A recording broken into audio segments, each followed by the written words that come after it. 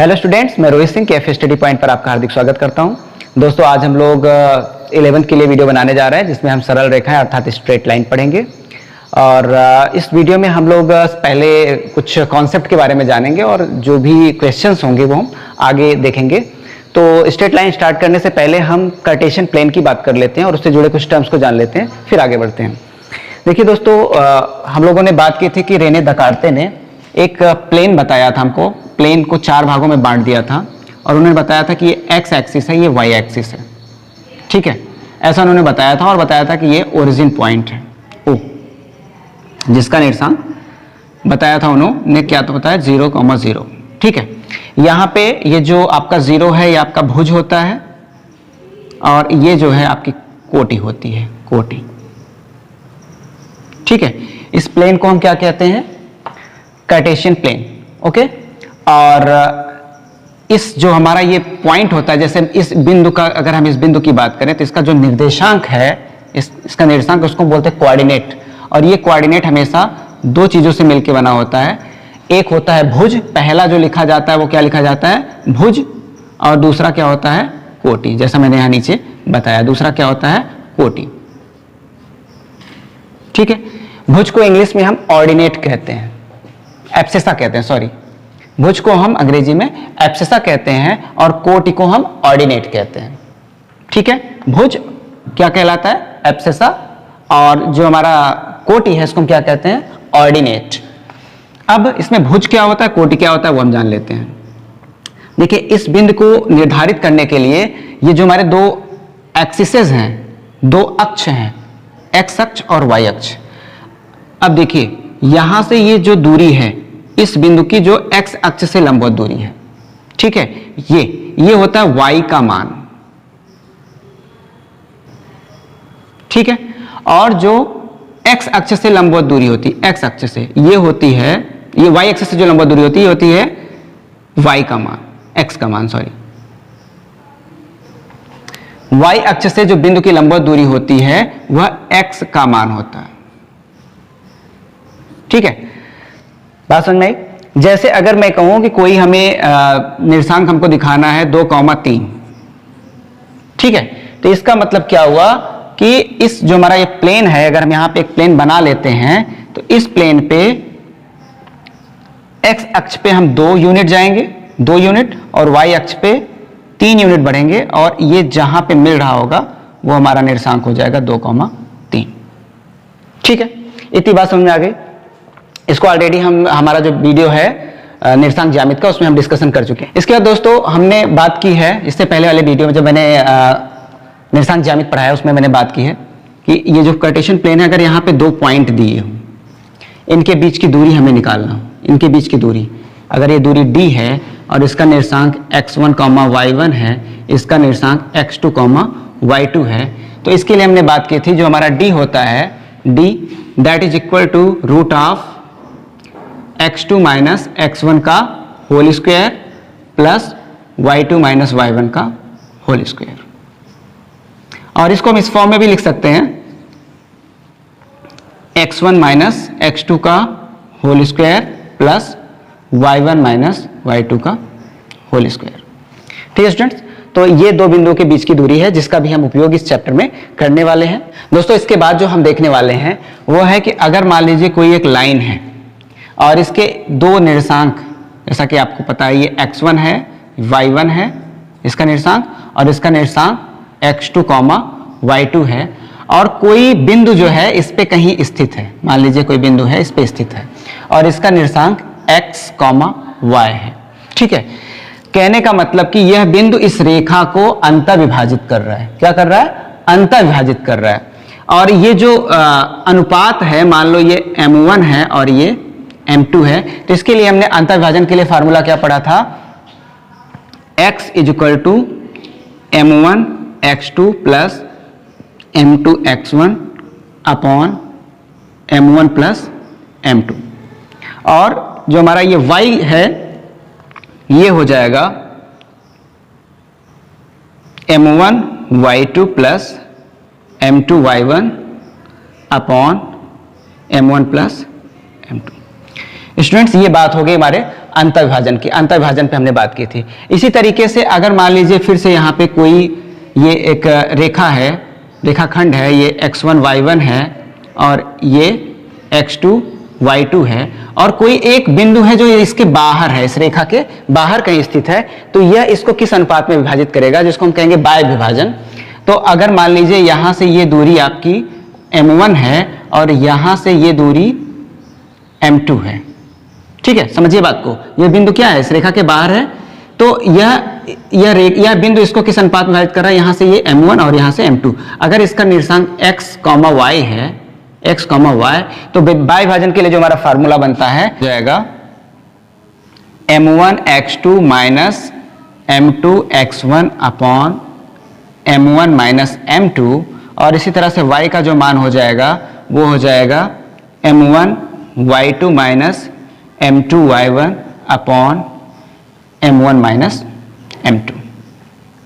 ठीक है स्टूडेंट्स, तो ये हमारा अंतर्विभाजन का फार्मूला और ये बाह्य विभाजन का फार्मूला। इसी तरीके से अगर हम बात करें कि जो कोई अगर रेखाखंड है, इसके मिड पॉइंट की बात की जाए, मिड पॉइंट की, ये आपका x1 y1 है ये सिरा, और ये x2 y2 है, तो इसका मिड पॉइंट क्या होगा। तो मिड पॉइंट में दोस्तों ये जो हमने अंतर्विभाजन फार्मूला लगाया है, यहाँ पे m1 और m2 क्या हो जाएंगे, बराबर हो जाएंगे, और दोनों को हम क्या ले सकते हैं, एक लिख सकते हैं, या कुछ भी कोई भी चीज लिख लेंगे, मान लीजिए a लिख लेंगे, तो ये भी a, ये भी a, ये भी a, ये भी a, सब में से यहाँ पे सब में से जब हम a कॉमन ले लेंगे तो ये क्या हो जाएगा, इसका जो फार्मूला बन जाएगा मैं यहाँ पे लिख दे रहा हूँ, x इक्वल टू हो जाएगा भुजों का योग बटा 2, मतलब x1 प्लस x2/2, और y बराबर हो जाएगा कोटियों का योग बटा 2। ठीक है स्टूडेंट्स, ये आपका क्या हो गया, अगर हमें मध्य बिंदु का फार्मूला निकालना है तब के लिए हम ये यूज करेंगे। ठीक है, इसी तरह से स्टार्टिंग में ही कार्टेशियन प्लेन में मैंने आपको ये नहीं बताया कि यहाँ पे ये सब प्लस प्लस होता है, और ये जो आपका ये y एक्सिस है, इसके इधर जो होता है ये x का मान प्लस होता है, इधर आने पे निगेटिव होता है। इसी तरह से y एक्स के ऊपर x का मान पॉजिटिव होता है और नीचे जाने पे निगेटिव होता है। इन सब की चर्चा हम ऑलरेडी कर चुके हैं, आई होप आपको याद होगा, और अगर याद नहीं होगा तो हमारा निर्देशांक ज्यामिति का एक बार वीडियो आप ओपन करके देख लीजिए, आपको ये सारी चीजें क्लियर हो जाएंगी। बहुत मैं इन सब डीप चीजों में नहीं जाऊंगा, बिकॉज आप लोग 11th के स्टूडेंट्स हो, तो आई होप ये सारी चीजें आपको पता होंगी। ठीक है, इसी तरह से स्टूडेंट्स हमने केंद्रक का फार्मूला देखा। अगर कोई त्रिभुज है और इसका हमें केंद्रक आपको पता है, माध्यिकाओं के कटान बिंदु को हम केंद्रक कहते हैं। तो अगर ये कोई है त्रिभुज है, इसका केंद्रक हमको निकालना होगा, तो इसका निर्देशांक क्या होगा, इसका जो भुज होगा वो हो जाएगा x1 plus x2 plus x3/3, और जो y हो जाएगा हमारा कोटि वो हो जाएगा y1 plus y2 plus y3/3। यहाँ पे x1 y1 और x1 y1 x2 y2 x3 y3 ये क्रमशः हमारे निर्देशांक हो जाएंगे इस त्रिभुज के शीर्षों के। ठीक है, x2 y2 और ये x3 y3, ये किधर भी कहीं भी हो सकते हैं, उससे कोई फर्क नहीं पड़ता। फार्मूला आपको यही अप्लाई करना है जब आप त्रिभुज का केंद्रक निकालेंगे। इसी तरह से दोस्तों अगर ये आपका त्रिभुज के निर्देशांक x1 y1 x2 y2 और x3 y3 हैं, तो इस त्रिभुज का क्षेत्रफल क्या हो जाएगा, त्रिभुज का क्षेत्रफल बराबर हो जाएगा 1/2, यहाँ पे हो जाएगा x1 in bracket y2 minus y3 plus x2 in bracket y3 minus y1 plus x3 in bracket y1 minus y2। इसमें अगर हम इन निर्देशांकों से वैल्यूज को रख दें तो त्रिभुज का क्षेत्रफल हम आसानी से निकाल सकते हैं। तो ये सारी चीजें तो हमारी प्रीवियस क्लास की हो गई, जो कि हमने ऑलरेडी देखा था। अब हम आते हैं हमारे सरल रेखा के कुछ कॉन्सेप्ट को समझने की कोशिश करते हैं। देखिए स्टूडेंट, सरल रेखा जो है वो बहुत ही आसान चीज है, जैसे कि इसका नाम है सरल रेखा, वैसे ही पढ़ने में भी बहुत ही सरल है। बस इसमें कुछ कॉन्सेप्ट को हमें दिमाग में सेव रखना होता है और उनको आगे में अप्लाई करना होता है। तो चलिए आइए इसके बारे में कुछ जानते हैं। सबसे पहले हम जानेंगे कि रेखा की प्रवणता क्या होती है। देखिए स्टूडेंट्स, कोई अगर मान लीजिए कोई लाइन है, ठीक है, और ये किसी कार्टेशियन प्लेन में है, ठीक है, ये x अक्ष है और ये y अक्ष है, तो इसमें जो रेखा होगी इसका x अक्ष के साथ ये धनात्मक कोण जो बनता है थीटा, इस थीटा का जो टेंजेंट होता है, टेंजेंट अर्थात tan थीटा, यही आपकी प्रवणता कहलाती है। ये tan थीटा जो होगा यही आपकी प्रवणता कहलाती है, और tan थीटा इस प्रवणता को m से शो करते हैं। प्रवणता की अंग्रेजी ग्रेडियंट या फिर स्लोप होती है। ठीक है, तो ये जो प्रवणता है इसको हम m से शो करते हैं, और m बराबर क्या होता है, tan थीटा होता है। तो चलिए आइए किसी रेखा की प्रवणता को हम निकालना सीखते हैं। अगर कि मान लीजिए रेखा पर कोई दो बिंदु x1 y1 और x2 y2 है, तो हम रेखा की प्रवणता कैसे निकालेंगे उसको हम सीखते हैं। ओके स्टूडेंट्स, मान लीजिए ये कोई एक सरल रेखा है और एक किसी कार्टेशियन प्लेन पे स्थित है और यह यहाँ पे देखिए थीटा डिग्री का कोण बना रही है। तो हमारा m क्या होगा, हमने ऑलरेडी पहले इस पे डिस्कशन किया, m इक्वल टू क्या होगा, tan थीटा। ठीक है, ठीक है। तो ये हमारी कोई एक स्ट्रेट लाइन है और इस पर कोई दो बिंदु मान लीजिए स्थित है। मान लीजिए ये a बिंदु है और ये b बिंदु है और इसका निर्देशांक x1 y1 है और इसका निर्देशांक x2 y2 है, सपोज करिए। ठीक है, तो अब हमें इस थीटा को, मतलब हमारी जो प्रवणता है, इसका जो टेंजेंट होगा, थीटा का जो टेंजेंट होगा जिसको हम प्रवणता बोलेंगे, उसको हम एक्स वाई के फॉर्म में कैसे पा सकते हैं उसको हम देखेंगे। ठीक है, तो इसके लिए हम क्या करेंगे, यहां से आप इस एक्स अक्ष पर लंब डाल दीजिए और यहां से भी एक्स अक्ष पर लंब डाल दीजिए। ठीक है, इसका कोई नाम रख लीजिए, मान लीजिए एल है, ये एम है और यहां से इस पे आप लंब डाल दीजिए, मान लीजिए एन हो गया। ठीक है स्टूडेंट्स, आपको पता है जो ये निर्देशांक होता है हमारा, इसमें ये दूरी क्या होती है, एक्स अक्ष होता है, y का मान होता है, तो ये कितना हो जाएगा y1 और ये दूरी कितनी हो जाएगी, यहां से यहां तक की दूरी ये हो जाएगी x1। ठीक है, इसी तरीके से यहां से यहां तक की ये पूरी दूरी कितनी हो जाएगी, ये दूरी आपकी हो जाएगी y2। ठीक है, और यहां से ये दूरी कितनी हो जाएगी, देखिए यहां से ये लंबवत दूरी कितनी होगी, इसका जो कोटि हो भुज होगा, भुज कितना है x2, तो ये कितना हो जाएगा x2 हो जाएगा। ठीक है, बात समझ आई। अब हमें क्या करना है स्टूडेंट्स, देखिए ये और ये, चूंकि यहाँ पे देखिए हमने लंब डाला हुआ है, तो ये एक आयत है, यह 90 डिग्री है, 90 डिग्री है, 90 डिग्री, ये भी 90 डिग्री। ठीक है, इसका मतलब ये लाइन और ये लाइन क्या है, समांतर है। अब दो समांतर रेखाओं को एक तिर्यक रेखा काटती है, तो यह कोण और यह कोण क्या हो जाएगा, संगत कोण हो जाएगा। इसका मतलब ये थीटा है तो ये भी थीटा हो गया। ठीक है, अब उसके बाद आप एक काम करिए, an की लंबाई हम निकालते हैं। an की लंबाई क्या हो जाएगी, an बराबर, देखिए an बराबर क्या हो जाएगा, अगर हम यहां से ये पूरी दूरी में से ये दूरी घटा दें तो हमें ये दूरी मिल जाएगी lm और an दोनों बराबर हैं। तो देखिए आप यहां से यहां तक की दूरी कितनी है, x2 में से क्या घटा देंगे, x1 घटा देंगे, तो ये दूरी कितनी आ जाएगी, यहां से यहां तक की दूरी कितनी आ जाएगी, x2 माइनस x1। ठीक है, बात समझ में आ गई। इसी तरीके से अब ये पूरी दूरी कितनी है, आप देखिए ये पूरी दूरी कितनी है, y2 है, ये दूरी कितनी है, y1, मतलब ये भी क्या हो गया, y1 हो गया यहां से यहां तक। अब पूरा y2 और ये y1, अगर y2 से हम y1 घटा दें तो ये दूरी हमको मिल जाएगी, ये दूरी क्या मिल जाएगी, y2 माइनस y1। ठीक है, अब यहां पे हम लिख देते हैं an बराबर क्या आ गया, an बराबर आ गया x2 माइनस x1 और bn कितना आ गया, bn बराबर आ गया y2 माइनस y1। अब स्टूडेंट्स हम लिखते हैं कि समकोण त्रिभुज BNA में, समकोण त्रिभुज BNA में, ठीक है, यहां पे tan थीटा बराबर क्या हो जाएगा, आपको पता है tan थीटा बराबर क्या होता है, लंब बटा आधार। तो इस एंगल के लिए ये आपका हो जाएगा लंब, ये हो जाएगा आधार। तो हम क्या लिख देंगे, tan theta equal to BN upon AN। ठीक है, और tan थीटा हम कहते हैं किसको है, आपको पता है tan थीटा किसको कहते हैं, हमारे टेंजेंट को कहते हैं, m को कहते हैं। तो m बराबर क्या हो जाएगा, आप यहाँ पे देखिए bn, या फिर एक बार आप tan थीटा लिख दो, उसके बाद फिर m लिख देना। tan थीटा बराबर क्या हो जाएगा, पहले वैल्यू पुट कर देते हैं। bn का मान देखिए आपने कितना फाइंड आउट किया है, y2 minus y1 upon an का मान कितना फाइंड आउट किया, यहां से आप देख सकते हैं x2 माइनस x1। तो कहने का मतलब कि हमारा जो प्रवणता हो गई m, ये क्या आ गई, कोटियों का अंतर बटा भुजों का अंतर। ठीक है स्टूडेंट्स, हमारी रेखा की प्रवणता क्या आ गई, कोटियों का अंतर बटा भुजों का अंतर, ये हमारी प्रवणता होगी। मतलब y2 माइनस y1 अपान x2 माइनस x1 हम कहें, या फिर हम कहें y1 माइनस y2 अपान x1 माइनस x2। अगर हम y1 पहले रखेंगे तो यहाँ पे x1 पहले रखना पड़ेगा, और अगर यहाँ y2 पहले रख रहे हैं तो यहाँ पे ये थोड़ा सा मिस्टेक हो गया, यहाँ पे x2 रखना पड़ेगा। ठीक है, बात समझ में आ गई। तो इस तरह से हम किसी भी रेखा की प्रवणता को निकाल सकते हैं। प्रवणता का क्या यूज है, आगे हम आगे के क्वेश्चंस में जानेंगे। ओके स्टूडेंट्स, आपने प्रवणता के बारे में देखा। अब हम देखेंगे अगर दो समांतर रेखाएं या कितनी भी समांतर रेखाएं तो उनकी प्रवणता क्या होगी, उनकी प्रवणता के बीच क्या संबंध होगा, और अगर रेखाएं लंब हैं तो उनकी प्रवणता के बीच क्या संबंध होगा। इसको हम एक पिक्चर के माध्यम से देखते हैं। मान लीजिए ये आपका एक कार्टेशियन प्लेन है, ठीक है, और इस पे हम दो समांतर रेखाएं खींच देते हैं। ये दोनों रेखाएं क्या है, समांतर हैं। तो ऐसे में देखिए ये थीटा होगा तो ये भी थीटा होगा। क्यों थीटा होगा, आप सोचिए, दो समांतर रेखाओं को तिरक रेखा काट रही, इस प्रकार संगत कोण बराबर होंगे। तो ये अगर थीटा है तो ये भी थीटा है। अब देखिए इस रेखा की प्रवणता क्या हो जाएगी, अगर मान लीजिए इसकी प्रवणता m1 है और इस रेखा की प्रवणता m2 है, ठीक है, तो m1 बराबर क्या हो जाएगा, m1 बराबर हो जाएगा tan थीटा और m2 बराबर भी हो जाएगा tan थीटा। अगर हम इन दोनों इक्वेशंस को कंपेयर कर देंगे तो हमें क्या मिल जाएगा, m1 इक्वल टू m2। तो कहने का मतलब कि जितनी भी रेखाएं अगर समांतर हैं उनकी प्रवणताएं हमेशा क्या होंगी, बराबर होंगी। इस चीज को हमेशा में सेव, अपने दिमाग में सेव रखना है कि समांतर रेखाओं की प्रवणताएं बराबर होती हैं, ठीक है। अब चलिए हम लंबवत की बात कर लेते हैं। मान लीजिए ये आपका कार्टेशियन प्लेन है और एक यहाँ पे रेखा है और इस पर हम क्या करते हैं, एक लंब रेखा खींच देते हैं।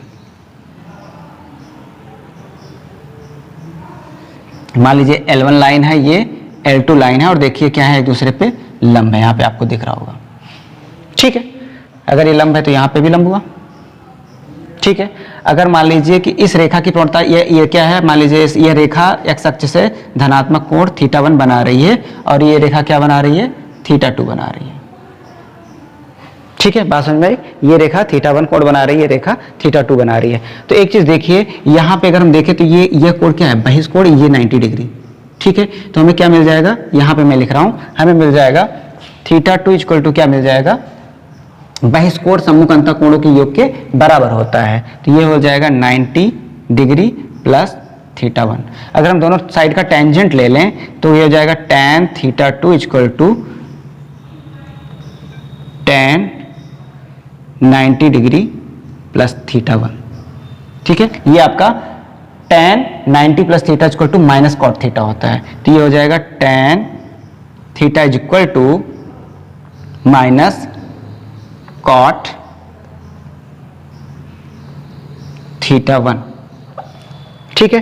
बात समझ में आई, tan θ2 इक्वल टू क्या हो गया, माइनस कॉट θ1।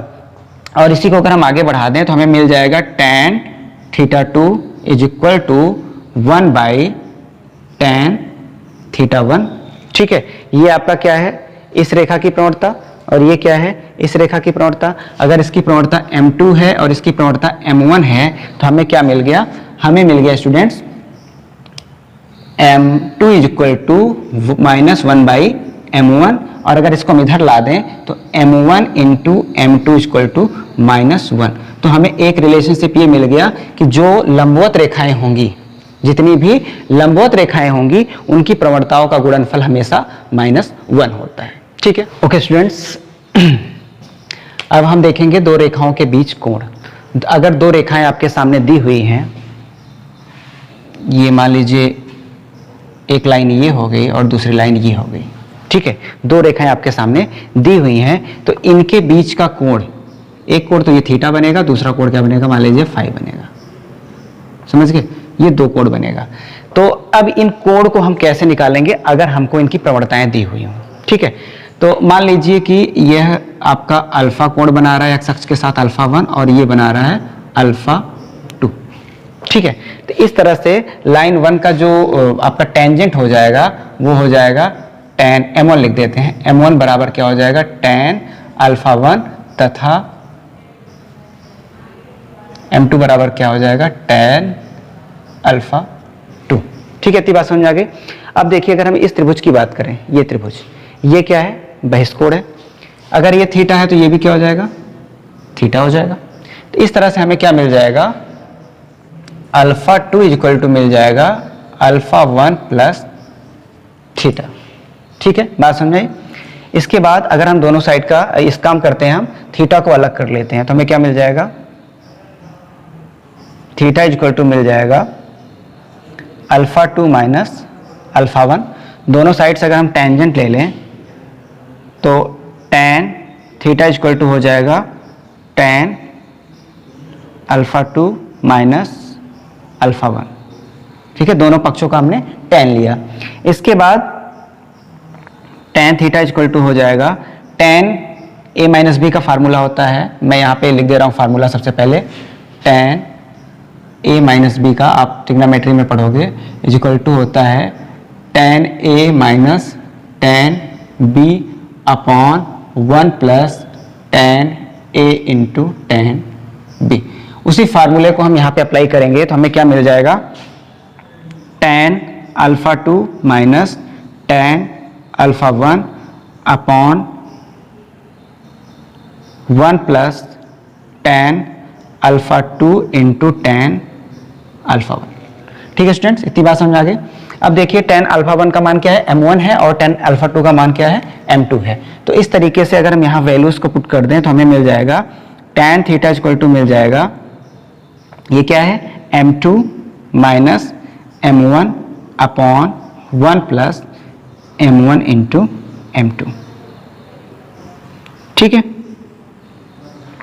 अब अगर हम फाई की बात कर लें, किसकी बात कर लें, फाई की बात कर लें, तो देखिए ये जो फाई है ये पूरा एंगल कितना है, 180। तो फाई इक्वल टू क्या है, फाई इक्वल टू है 180 माइनस थीटा।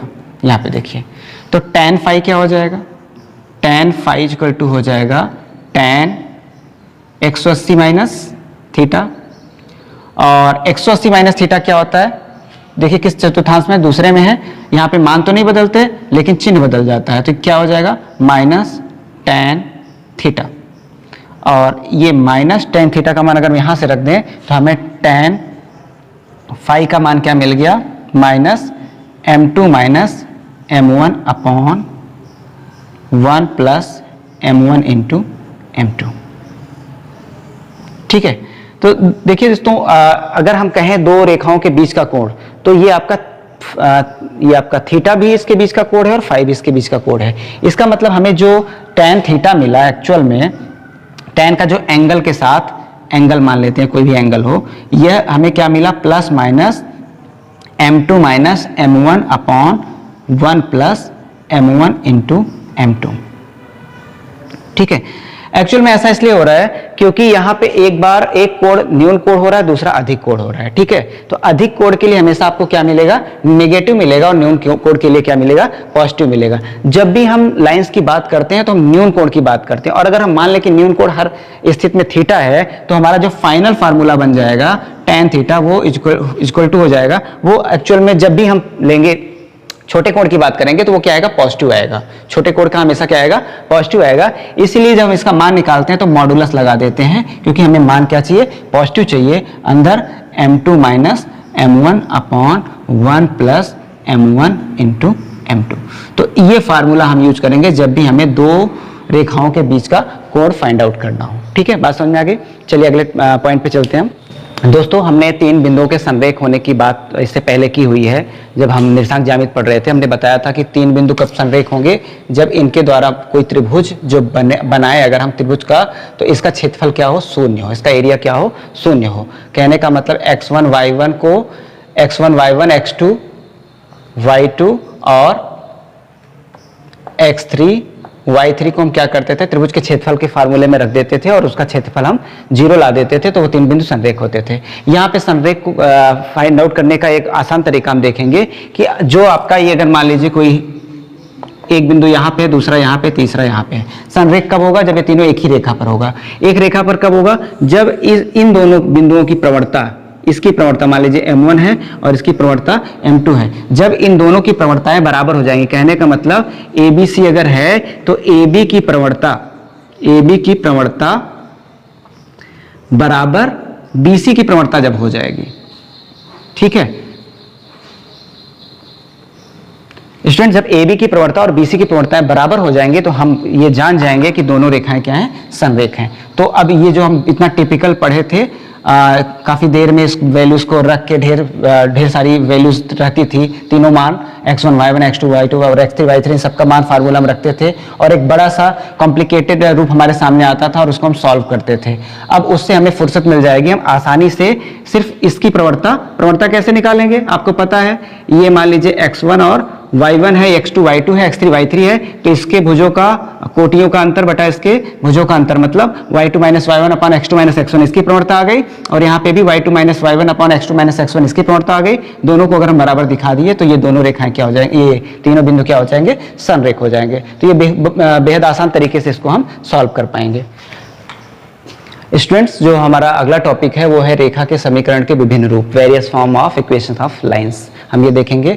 तो सबसे पहले हम हमारी जो एक्सिसेस होती हैं, जो मैंने कार्टेशियन प्लेन में दो एक्सिस बताया था, एक्स अक्ष और वाई अक्ष, उसका हम समीकरण देख लेते हैं क्या होता है, फिर उनके समांतर रेखाओं का समीकरण देखेंगे। सबसे पहले मान लीजिए आपका ये एक कार्टेशियन प्लेन है, ठीक है। तो देखिए दोस्तों, हमारा जो समीकरण होता है, जो हमारा लाइन ऑफ इक्वेशन होता है, रेखा का समीकरण होता है, वो एक्चुअल में एक इक्वेशन तो होता है। वो इक्वेशन ऐसा होता है कि उस लाइन पर जितने भी पॉइंट्स स्थित हों, किसी को भी हम उस इक्वेशन पे सेटिस्फाइड कराएं तो वह सेटिस्फाइड हो जाए, यही आप लाइन ऑफ इक्वेशन कहलाता है। अब जैसे हम बात करते हैं एक्स अक्ष का समीकरण, ठीक है, एक्स अक्ष का समीकरण होता है, इसकी बात करें तो देखिए एक्स अक्ष पे जितने भी बिंदु हैं, इन सब के लिए y का मान क्या है, 0 है। क्या है, y का मान क्या है, 0। कहने का मतलब ये देखिए, इसका एक इक्वेशन हो गया, एक इसका इक्वेशन हो गया, क्योंकि यहां पे जितने भी बिंदु हैं इनकी x अक्ष से लंबवत दूरी क्या है, 0 है, और x अक्ष से लंबवत दूरी y का मान अर्थात कोटि होती है। तो x अक्ष का समीकरण क्या हो गया, y बराबर 0 हो गया।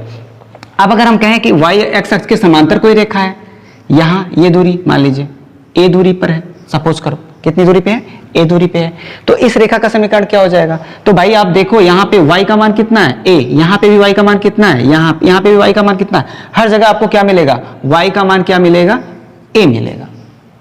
अगर ये b है तो y का मान क्या मिलेगा, b मिलेगा, अर्थात ये हमेशा कांस्टेंट बना रहेगा। तो ये आपका क्या हो जाएगा, x अक्ष के समांतर रेखा का समीकरण, जबकि ऊपर की तरफ है। इसी तरह से अगर रेखा नीचे की तरफ है, ये दूरी यहाँ पे -b है तो b ही, डिस्टेंस तो हमेशा पॉजिटिव रहेगी, बट नीचे की साइड है तो उसको हम नेगेटिव शो करेंगे, ठीक है।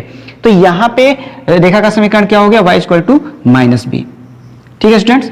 तो ये क्या है आपका, मैंने बताया कि x अक्ष का समीकरण क्या हो गया, x अक्ष का समीकरण, x अक्ष का समीकरण हो गया y बराबर 0, ठीक है।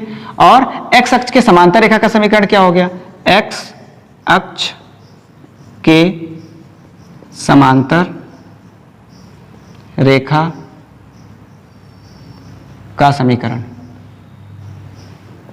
तो आपको क्या मिला, हमें मिला y = b तथा y = -b। इसको हम एक साथ अगर लिख दें तो लिख सकते हैं y = +-b, ठीक है, बात समझ में आई। इसी तरह से जब हम इस लाइन की बात करें, ये क्या है आपका, y अक्ष है, क्या है, y अक्ष। स्टूडेंट्स आप देखें, y अक्ष पे जितने भी बिंदु होंगे, y अक्ष पे जितने भी पॉइंट्स हैं, सब पॉइंट्स के लिए आपको एक आपको यहाँ पे एक रूल दिखेगा। वो रूल क्या है कि हर जगह x का मान क्या है, 0 है। कहीं भी आप देखो, यहाँ पे देखोगे x का मान 0 आएगा, यहाँ पे देखोगे x का मान 0 आएगा, मूल बिंदु पे भी x का मान 0 रहेगा, ऊपर जाओगे तो x का मान 0, नीचे की तरफ जाओगे तो x का मान 0। तो कहने का मतलब हमें क्या समझ में आया कि जो y अक्ष का समीकरण होगा, y अक्ष का समीकरण, उसके लिए हमें एक रूल समझ में आ गया। वो रूल क्या आ गया कि हमेशा x का मान क्या होगा, 0 होगा। तो ये आपका हो गया y अक्ष का समीकरण, ठीक है। y अक्ष का समीकरण क्या हो गया, x का मान 0 होगा, ठीक है, एक रूल बन गया। इसी तरह से अगर हम लेफ्ट साइड में चले आए, ये डिस्टेंस मान लीजिए a है, तो हमेशा आपको हम कहेंगे कि भाई यहाँ पे x का मान कितना है, तो कहोगे सर x का मान -a है।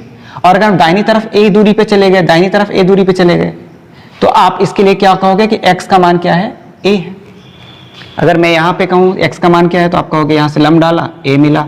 यहाँ पे मैं कहूँ तो आप यहाँ से लंब डाले, आपको क्या मिला, a मिला। यहाँ मैं कहूँ तो यहाँ से लंब डाला तो आपको क्या मिला, -a मिला, ठीक है।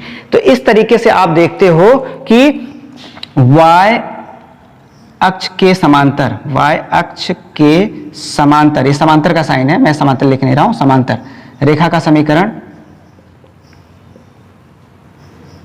आपको क्या मिल जाएगा, आपको मिल जाएगा x = या तो +a मिल जाएगा या तो -a, तो इसको मैं +-a लिख दे रहा हूं। तो ये आपको क्या मिल गया, x अक्ष के y अक्ष के समांतर रेखा का समीकरण, ठीक है स्टूडेंट्स। तो हमने आपको क्या बताया कि x अक्ष का समीकरण क्या होता है, y = 0, y अक्ष का समीकरण क्या होता है, y अक्ष का समीकरण x = 0, आपका ये x अक्ष के समांतर रेखा का समीकरण, x अक्ष के समांतर रेखा का समीकरण y = +-b, और y अक्ष के समांतर रेखा का समीकरण क्या हो गया, x = +-a, ठीक है। अगले पॉइंट पे चलते हैं। ओके स्टूडेंट्स, इससे पहले हम पढ़ रहे हैं रेखा के समीकरण के विभिन्न रूप। अब इसमें हम एक रूप इसमें रेखा का देखने जा रहे हैं जिसमें कि ढाल अंतःखंड हो, ढाल भी हो और अंतःखंड भी हो। जैसे अगर मैं यहाँ पे पिक्चोरियल मेथड से इसको आपको बताने की कोशिश करूँ तो मान लीजिए कोई रेखा है और यहाँ पे इसका निर्देशांक है 0,c, अर्थात y अक्ष पर काटा गया अंतःखंड अगर c है, यहाँ से ये डिस्टेंस कितनी है c है, और यहाँ पे ये एंगल अगर थीटा बन रहा है थीटा, तो इसका प्रवणता हम क्या लिख सकते हैं, m equal to tan theta. ठीक है, कहने का मतलब आपको m पता है, तो इस तरीके से जो आपका रेखा का समीकरण होगा वो हो जाएगा y is equal to mx plus c। ठीक है, तो इस रूप को हम क्या कहते हैं, ढाल अंतःखंड रूप कहते हैं। ठीक है, ओके स्टूडेंट्स, हमारा जो अगला रूप है वो है अंतःखंड रूप। अंतःखंड रूप क्या होता है आप समझिए। मान लीजिए कोई एक लाइन है और ये इस तरह से जा रही है, ठीक है, और यहां से ये जो x अक्ष को वो मान लीजिए a दूरी पर काट रही है, y अक्ष को b दूरी पर काट रही है। ठीक है, x अक्ष को a दूरी पर काट रही है, y अक्ष को b दूरी पर काट रही है, तो इसका निर्देशांक क्या हो जाएगा a, 0, और इसका निर्देशांक क्या हो जाएगा 0, b। ठीक है, इन सबका तो इस जो हमारी रेखा होगा इसका समीकरण क्या हो जाएगा, x upon a plus y upon b is equal to 1। इसको हम क्या कहते हैं, अंतःखंड रूप। ठीक है स्टूडेंट्स, इसका हम डेरिवेशन हम बाद में देख लेंगे, कैसे इसको डिराइव करेंगे, बाद में अभी कुछ और फार्मूला देखने के बाद हम इसको देख लेंगे। तो कभी भी आपका कोई भी क्वेश्चन है, अगर आपको अंतःखंड रूप में चेंज करना है तो आपको इस तरह से चेंज करना है। सपोज मान लीजिए कि आपका 3x plus 4y is equal to 3, ये मान लीजिए कोई आपका एक इक्वेशन है और कहा जाए इसको अंतःखंड रूप में चेंज करिए, तो आपको क्या करना है, सिंपली यहाँ पे एक कर लेना है। एक कैसे करोगे, आप 3 से भाग दे दो तो क्या हो जाएगा 3x upon 3 plus 4y upon 3 is equal to 1 हो गया यहाँ पे, और इसको आप लिख सकते हो x upon 1 plus y upon 3/4 is equal to 1। तो ये आपने क्या किया, इसको अंतःखंड के रूप में चेंज कर दिया है। और अगर आपसे पूछा जाए a और b का मान, तो a का मान 1 और b का मान 3/4। तो इस तरह से आप अंतःखंड रूप में किसी भी रेखा को परिवर्तित कर सकते हैं, और जब भी आपसे अंतःखंड रूप पूछा जाए तो आप इस फार्मूले को अपने दिमाग में रखेंगे। फ्रेंड्स, हमारा जो अगला रूप है रेखा का वो है लंब रूप में रेखा का समीकरण। वो क्या होता है समझते हैं। मान लीजिए आपका कोई एक लाइन सामने आपके ऐसे है, ड्रॉ की गई है, तो अगर हम इससे यहाँ आपका जो मूल बिंदु है, ओरिजिन पॉइंट है, इससे इस पे लंब डाल दें, और इस लंब की लंबाई सपोज करो p है, और इसके साथ ये कोण अल्फा बन रहा है, तो इस तरह से इसका जो समीकरण बन जाएगा रेखा का वो हो जाएगा x cos alpha plus y sin alpha equal to p। ये आपका लंब रूप कहलाता है। ठीक है स्टूडेंट्स, अगर कोई आपके सामने रेखा दी हुई है और उसको लंब रूप में परिवर्तित करना रहे, मान लीजिए आपका ये लिखा है 3x plus 4y equal to 9, और कहा जाए कि इसको आप लंब रूप में परिवर्तित कीजिए, तो आपका जो a और b है, ठीक है, root of a square plus b square से पूरे इक्वेशन में हम भाग दे देते हैं, तो हमारा ये लंब रूप में परिवर्तित हो जाता है। इस पे भी क्वेश्चन जब करेंगे तो इस पे भी हम चर्चा करेंगे। अभी सिर्फ हम इस फॉर्मेट्स को जान लेते हैं कि फॉर्मेट्स होता क्या है, और इन फॉर्मेट्स को अपने दिमाग में सेव कर लेते हैं, ताकि जब हम क्वेश्चन करेंगे तो हमको ये याद होना चाहिए उसमें। ठीक है, आगे बढ़ते हैं स्टूडेंट्स। जो हमारा अगला पॉइंट है वो बिंदु ढाल के रूप में रेखा का समीकरण है। कहने का मतलब कि अगर आपको कोई एक बिंदु दिया हो, कोई एक पॉइंट दिया हो, और इस पॉइंट से होकर जाने वाली रेखा का समीकरण हमको निकालना हो, और साथ में हमको इसकी प्रवणता दी हुई हो, ठीक है, इसका m दिया हो, तो हमारा फार्मूला जो होता है वो होता है y minus y1 is equal to m into x minus x1।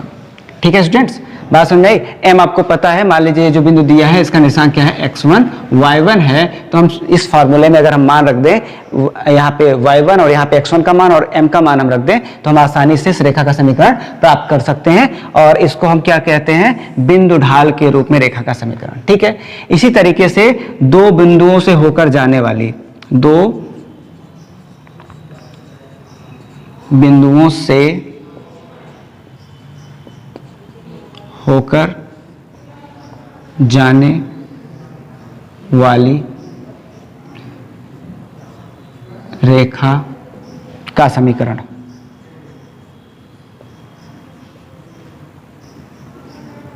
अगर हमें दो बिंदुओं से होकर जाने वाली रेखा का समीकरण निकालना हो तो हमारा फार्मूला क्या होता है, y minus y1 is equal to, यहाँ पे स्टूडेंट्स हमने अभी m का मान निकाला था, हमें मिला हुआ था y2 minus y1 upon x2 minus x1। ठीक है, इसी फार्मूले को हम यहाँ पे अगर हम रख दें तो हमें क्या मिल जाएगा, y2 minus y1 upon x2 minus x1 into x minus x1। ठीक है स्टूडेंट्स, तो ये आपका एक ऐसा समीकरण है जबकि हमें किसी भी रेखा पर दो बिंदु पता हो, मान लीजिए प्रवणता नहीं पता है, एक ये बिंदु पता है, दूसरा ये बिंदु पता है, x2 और y2 किसी रेखा पर स्थित दो बिंदु हैं और हमें इसका समीकरण अगर हमको निकालना है तो हम इसकी मदद से निकाल सकते हैं। ठीक है, इस फार्मूले को यूज करके। ओके स्टूडेंट्स, इसी पॉइंट्स के साथ हम आज का अपना वीडियो यहाँ पे समाप्त करते हैं। अगर वीडियो आपको पसंद आया है तो इसे लाइक करिए, अपने दोस्तों के साथ शेयर भी कर सकते हैं, और अगर अभी तक आपने हमारे चैनल को सब्सक्राइब नहीं किया है तो चैनल को सब्सक्राइब करके उसके बगल के बेल आइकन को जरूर प्रेस कर ले, ताकि जैसे ही हम नया वीडियो अपलोड करें आपको नोटिफिकेशन मिल जाए। हमारे वीडियो को देखने का के लिए आपको बहुत बहुत धन्यवाद।